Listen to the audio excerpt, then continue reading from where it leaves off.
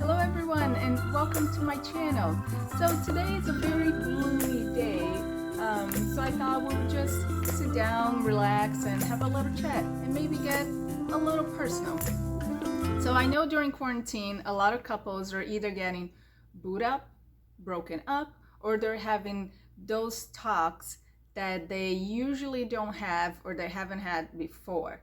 And one of those talks is kids. So if you're in a relationship, a very loving relationship, you're committed to each other, you know what they say, love, it's not two people looking at each other. It's two people looking at the same direction. So like I said, quarantine is testing a lot of relationships. Talking more about things that you haven't talked before, you finding out more things and more traits about their personality that you haven't even noticed before.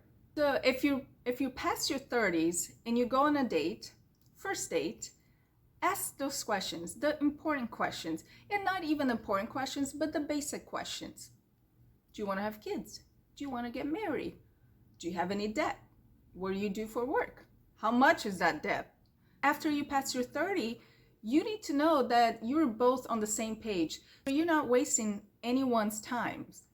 I have always wanted to be a mom. Those thoughts and wants have never changed in my lifetime. You know, some people when they're young, they're like, oh, I can't wait to be a mom. And then they start seeing their friends with their kids and, you know, how much hard work it is and time consuming. And then you start second guessing. It's like, oh, do I want to be a mom? And then there are people that never wanted to have kids. And then they see their friends with, you know, with their children, and like, oh, that's so cute. You know, the ovaries are talking and I think I want to be a mom. But for me, that has never changed. It was always a goal in my life was to be a mom. And it's because the connection that I have with my own mother. I believe soulmates are not only boyfriend, girlfriend, husband and wife. You can find a soulmate in a friend, in a cousin. My mom, it's my soulmate. She has always been, she always will be. The love that she feels for me, it's a type of love that you can't explain. And I just want to know what that feels like. She always tried to put into words too. When I moved here to the United States, our communication was basically emails. And I still save those emails. The way she wrote her feelings about me. I remember telling her one day, Mom, you should write a book or you should be a poet or something. So I always wanted to know what it feels like to love this little being as much as my mom loves me.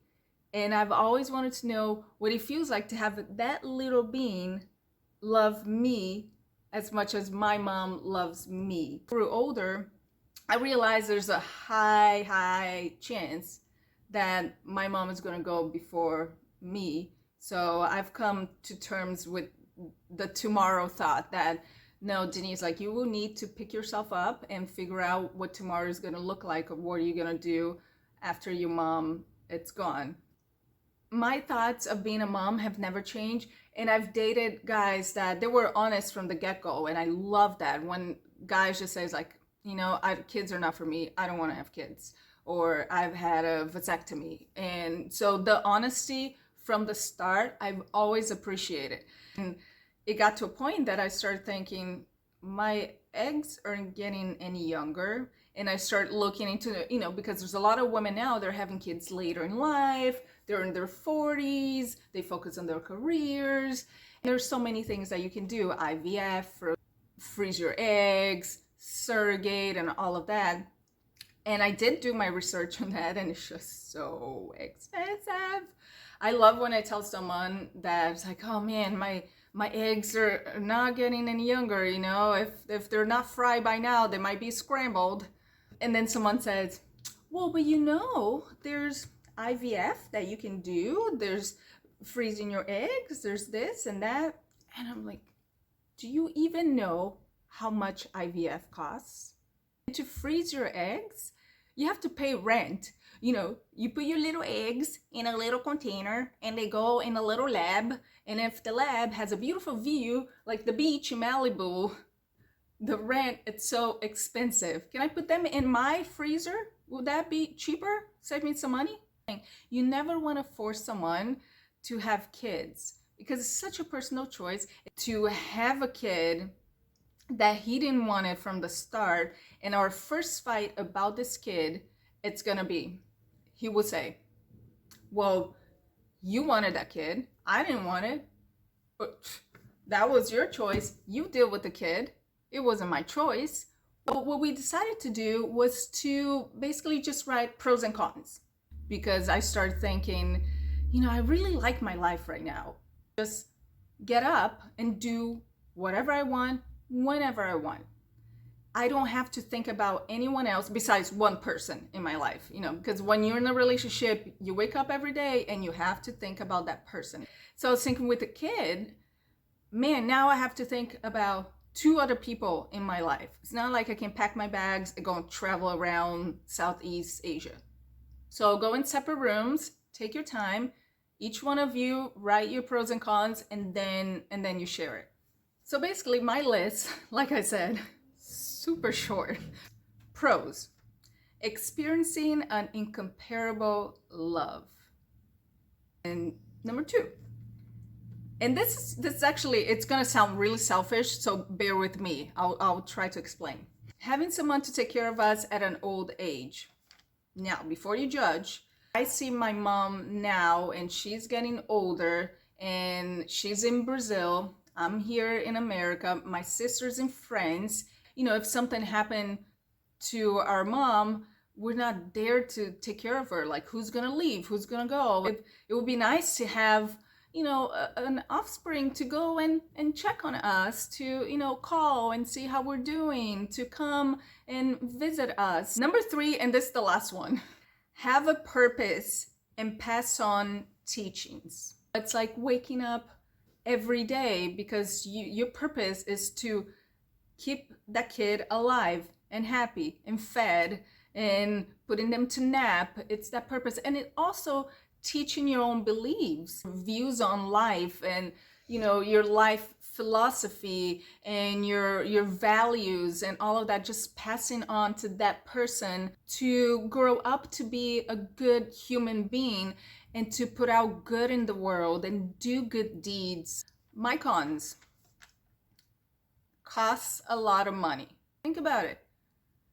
Food, school, clothes. I've always joked that my kid would only have one white t-shirt, a long one down to its knee, because it will be running around the beach barefoot, so it only needs one long shirt. 2 shirts so I can wash one and then, switch back and forth. But yeah, kids are expensive. Diapers are so expensive. Second one, I said time consuming. Kids take a lot of your time. And then talk about lack of sleep. I cherish my sleep so much. I need a good 8 to 9 hours of sleep. Otherwise, I'm like Godzilla. I said, as far as age goes, when I see women that they're having kids at 45, I don't want to be 55 when my kid is 10. And this is a personal choice. I've always thought, growing up, that I would be a young mom. It's because I grew up watching Gilmore Girls. I love Gilmore Girls. I know every line of every character on that show. But Lorelai had her kid at 16, so I am way past that. My last one was how my body would change. Real talk. That I am scared because my body has always been the same size, basically. I lost a lot of weight during quarantine. Probably the only person that lost weight during quarantine. After I give birth, there's still gonna be leftover skin and I'm gonna get the stretch marks and all of that. So I'm very self-conscious about that. I know it sounds kind of superficial. You push a whole human being and it's not just a head. You push, have you thought about it? And then people's like, oh no, it's the fingers and the nails out of your vagina. And for me, it's like, no, it's not the head, it's not the fingers, it's the shoulders. shoulders are coming out too. I had a talk with my mom and she really kind of like eased my nerves. She said, honey, your body might change for the better. She even says like, you might get curves. She even jokes, she's like, you need curves. You know, the form that your body it's gonna have might be a form that you really like. So now this is his. I will try to make it short. Being part of their achievements. Agree with that? You know, when you see that person that you made achieve on something in life, you're just so proud. The of this woman, this mom, and her kid got into Harvard Law. I think it was Harvard Law, but they're both on the computer, and he gets the letter. The mom's reaction, it's the sweetest thing. She was so happy. She was jumping up and down and screaming. Learning together on how to parent. Mistakes are inevitable.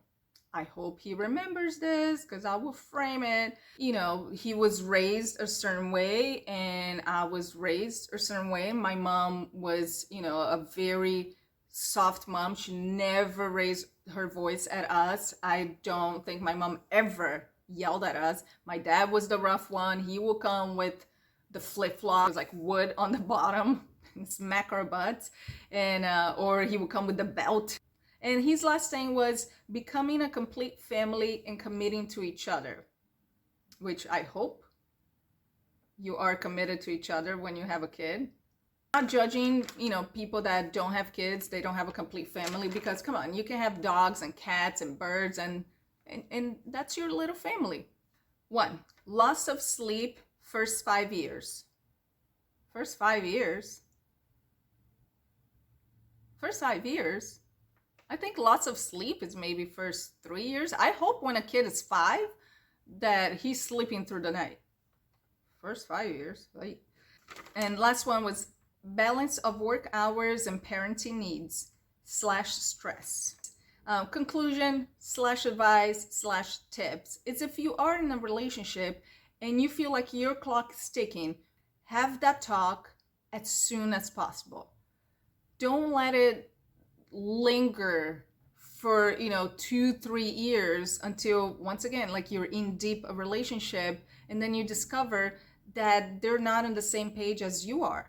Maybe you don't want to have kids, and just because you wanted to please that person and make them happy, you never brought that subject, and then gets to a point that like he or she really wants to become a parent and you're like, oh, by the way, I never wanted to have kids. So let me know in the comments down below if you are planning on having kids soon, or if you do have kids already. How was the process with your partner? Did you go in the relationship and you both already had the talk and you both knew that you wanted to become parents, or were you in that iffy, awkward stage? Or if you don't want to have kids and you already have that in your mindset, like, do you find it hard to find someone that has the same mindset as you do?